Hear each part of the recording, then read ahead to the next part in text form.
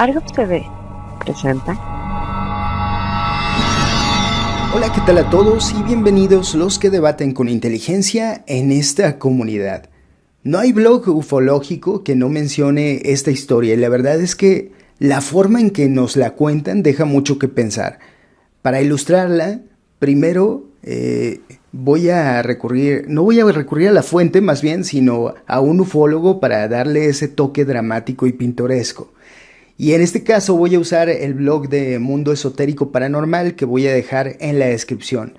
Ahí nos dicen que la historia ocurrió en 1803 cuando un grupo de pescadores japoneses en la provincia de Hitachi, en el centro de Japón, tuvieron un encuentro fortuito con un Utsurobune, que significa nave cóncava, en las playas de Harato Nohama. Así que, como decía, quedaron sorprendidos cuando vieron la extraña embarcación de casi 6 metros de ancho y aproximadamente 4 metros de alto, decorada y cubierta con todo tipo de ornamentos. Aparentemente nos dicen, porque quieren suponer que el material era otro, ya saben, aliens, estaba hecha de secuoya, la especie de árbol más robusta del mundo. También estaba adornada con placas de bronce en su mitad inferior y tenía ventanas transparentes en su mitad superior. Esto de las ventanas transparentes no lo tomen muy en serio porque en la versión original realmente no aparecen.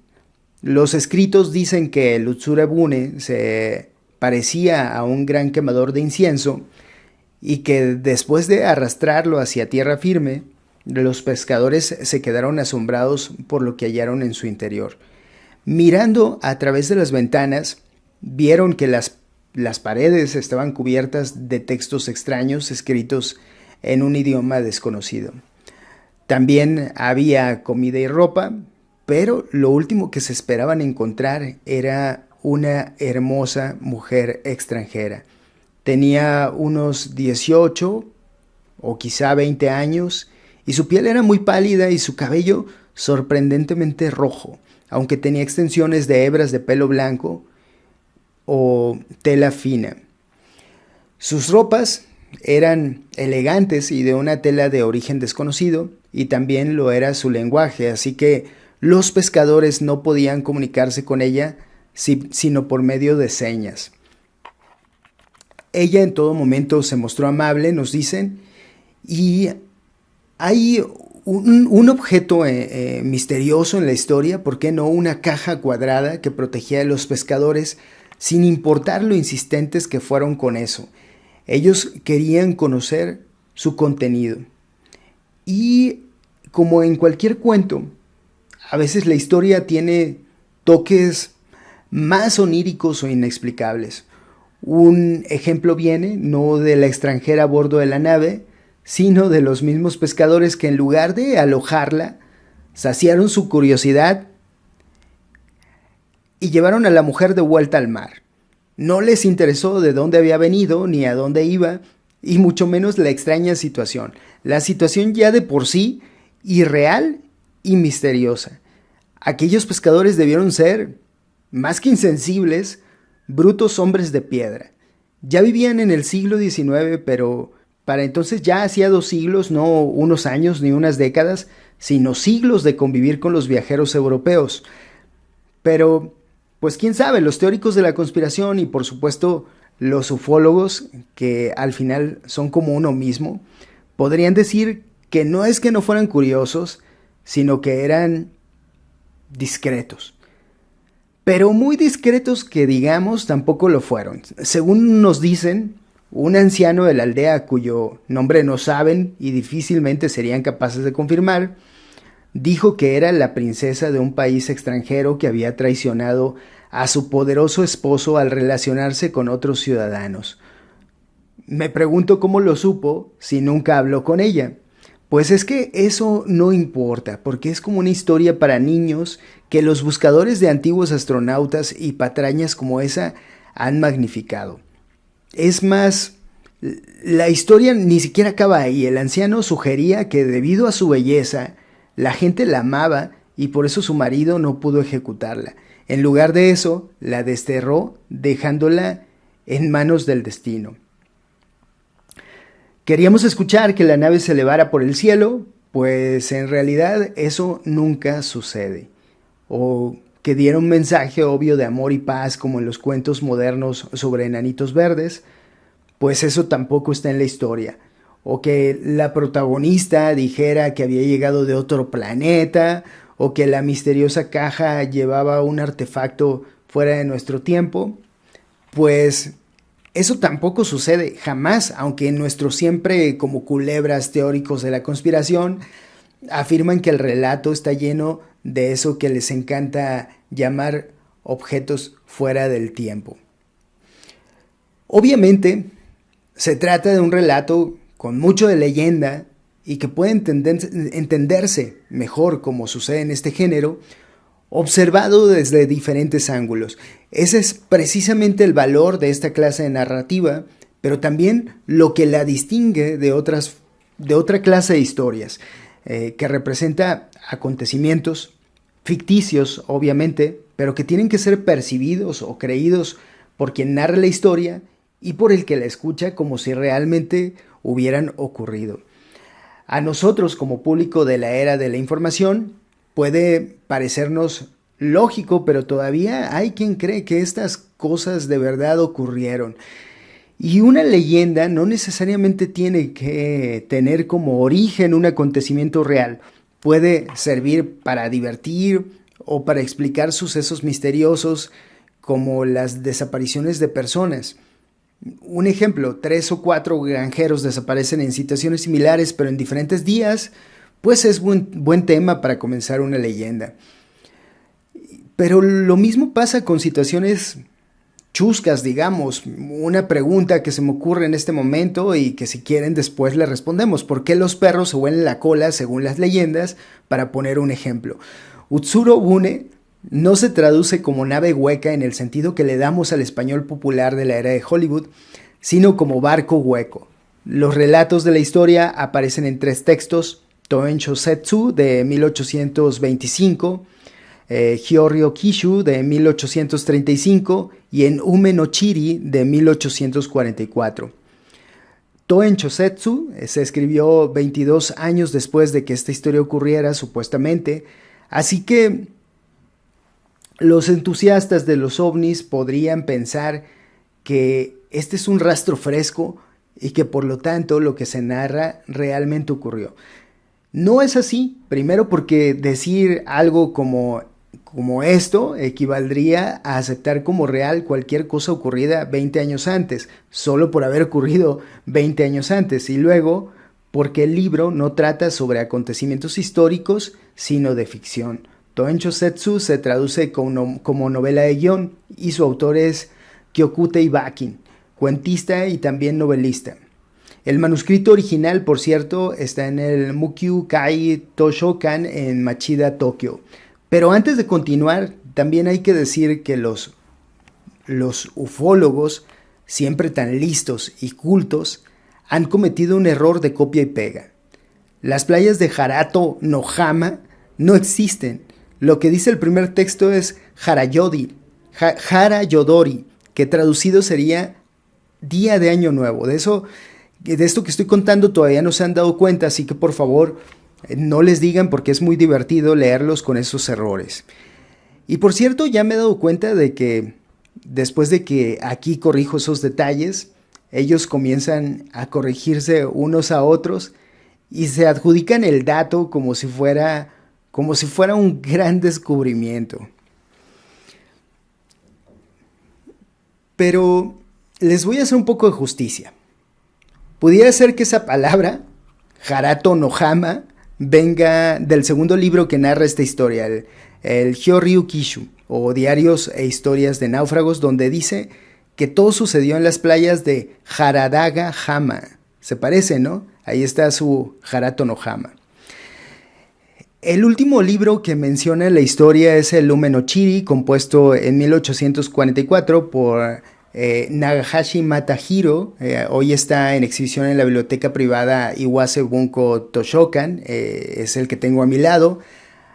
Y ahora bien, ¿podría tener esta historia algo de cierto? Pues por supuesto que sí, y parece que como toda buena historia, se nutre de diferentes fuentes. Esto es algo que a los entusiastas de los antiguos astronautas les encanta porque entre más rebuscado sea el problema, también lo es la solución y puede entusiasmarlos porque hace más fácil confundir a la gente y además le da ese toque de realidad que tanto necesitan. Toman lo que les sirve y desechan lo que no. Pero esto tampoco es algo nuevo, es precisamente la forma en que podríamos definir una leyenda. Las leyendas operan con esa incertidumbre, dan una sensación de ser reales, pero al mismo tiempo nadie podría creerlas totalmente. Digamos que ufólogos y teóricos de la conspiración más bien las acaban de descubrir. Utsuro Bune se nutre de historias más antiguas. La más importante de estas es una aventura de Urashima Taro, el protagonista de varios cuentos de hadas japoneses. Como en todas las versiones de Utsuro Bune, hay una mujer con una caja misteriosa. Esa caja tiene nombre, se llama Tamate Bako y le fue obsequiada en el fondo del mar al protagonista por la hija del dios dragón, que salvó de la muerte cuando se había convertido en una tortuga. La tortuga no es diferente, si se fijan ustedes, al barco redondo en el que llega Utsuro Bune. No describe su cabello rojo, pero es hija del dragón Ryujin, cuyo color de pelo sí es rojo cuando toma forma humana y además es salvada por un pescador. Y esta historia es muy vieja, es del siglo VIII aproximadamente. ¿Y qué tenía la caja Tamate Bako? Pues según esta historia, Utsuro Bune se casa con la princesa, pero regresa al mundo después de vivir lo que para él fueron tan solo unos días debajo del mar. Quiere volver con su madre y tal como le ha indicado la princesa, debe llevar la caja consigo. Cuando vuelve a la superficie, todo ha cambiado. Su madre no está, tampoco sus vecinos, y no encuentra tampoco su casa. Poco a poco, cae en la cuenta de que estuvo fuera por 300 años. Sin darse cuenta, abre la caja y de ella sale una nube de humo blanco. Inmediatamente su piel se arruga, su barba crece y se hace blanca. Su espalda se encorva. La caja mágica contenía su vejez. Y un barco parecido en forma de capullo aparece en la leyenda de la princesa dorada e intenta explicar cómo empezó la cría de gusanos de seda. A través de la historia, revela el proceso. Comienza hablando de la India, donde vivía una princesa de cabellos de oro que tenía una madrastra muy mala que la odiaba tanto que logró que el rey la desterrara. Obsérvese aquí la similitud de la historia con el rumor contado por el anciano de la aldea en la historia de Utsuro Bune. Y en esta historia entendemos mejor lo que intentaba explicar. Al principio, la princesa es llevada a un desierto y abandonada, pero 5 días después, un león la rescata.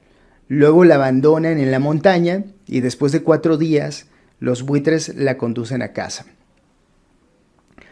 Para que no pueda volver, entonces la abandona en una isla desierta. Pero, también como en la historia de Utsuro Bune, los pescadores la encuentran y la devuelven al mar. Así que la madrastra enfurecida ordena abrir una fosa, coloca a la princesa dentro y ordena que la cierren. Los guardias obedecen, pero después de 6 días, el rey ve brillar una luz en el huerto en el que había sido sepultada, así que ordena abrir la fosa y la encuentra viva. La madrastra no se da por vencido, así que ordena ahuecar el tronco de un árbol y coloca a la princesa adentro, abandonándola en el mar. Después de 9 días, el mar lleva a la princesa a las costas de Japón y los japoneses la sacan del tronco del árbol. También estaba viva, pero no bien la ponen en la orilla, parece morir y ante los ojos de todos se transforma en un gusano. Esta vez no quiero volver, dice, y se encierra en un capullo de seda hasta que se libera como una mariposa. Los pescadores recogen el capullo y sienten la seda, así que la siguen hasta que pone sus huevos. No era difícil recordar la historia y conseguir más capullos que luego también convirtieron en seda. Esa es la idea de esta historia. Y por último, vayamos a la parte donde deberíamos haber comenzado si tuviera pereza y quisiera terminar pronto. ¿Es tan raro hablar de botes o barcos circulares en Japón? Pues no. Por más raro que parezca, existieron y todavía existen botes japoneses iguales a los descritos en el Utsurobune. De hecho, no se llaman Utsurobune, se llaman Taraibune, botes pequeños en forma de tina que se usaron ampliamente en el pasado para pescar en la costa del mar de Japón. Cada vez son menos los carpinteros que se dedican a hacerlos, los encuentran todavía en la isla de Sado, así que dentro de poco esto se va a olvidar y ufólogos y teóricos de la conspiración van a poder estar más tranquilos. ¿Qué pasó en 1804 para que se retomara la leyenda, se actualizara y luego que se incluyeran unos extraños símbolos geométricos? Pues eso tampoco es difícil de explicar. En aquellos días, como mencionaba al principio, había contacto con los países europeos, pero durante algún tiempo las puertas fueron cerradas, solo se comerciaba con Holanda. Por otra parte, sí que existían libros que hablaban de un país vecino en el cual las mujeres tienen el pelo rojo natural y que además usaban faldas similares a las de la leyenda. A la vista, incluso el alfabeto ruso podía resultar desconcertante, porque ya lo habrán adivinado, venían de Rusia esas personas, ¿no? Tanto como el lenguaje. Esta natural curiosidad hacia un mundo que poco a poco intentaba presentarse desde el exterior, despertó también la curiosidad desde dentro y también actualizó las leyendas existentes. No es diferente a lo que hoy en día hacen quienes difunden relatos de ovnis. Los ovnis son la actualización de los antiguos mitos y las viejas leyendas. Son la forma de enfrentar la poca comprensión que existe de las propias ciencias y la ansiedad que provoca vivir una era de descubrimientos y avances tecnológicos. Uno donde hemos entendido que es posible alcanzar el cielo y salir del mundo. Espero que el video les haya gustado. Si es así, recuerden suscribirse, dejar un comentario y una manita arriba. Nos vemos en el próximo video y mientras tanto sean felices y tengan siempre presente que saber nos hace libres, aunque perjudique severamente la ignorancia.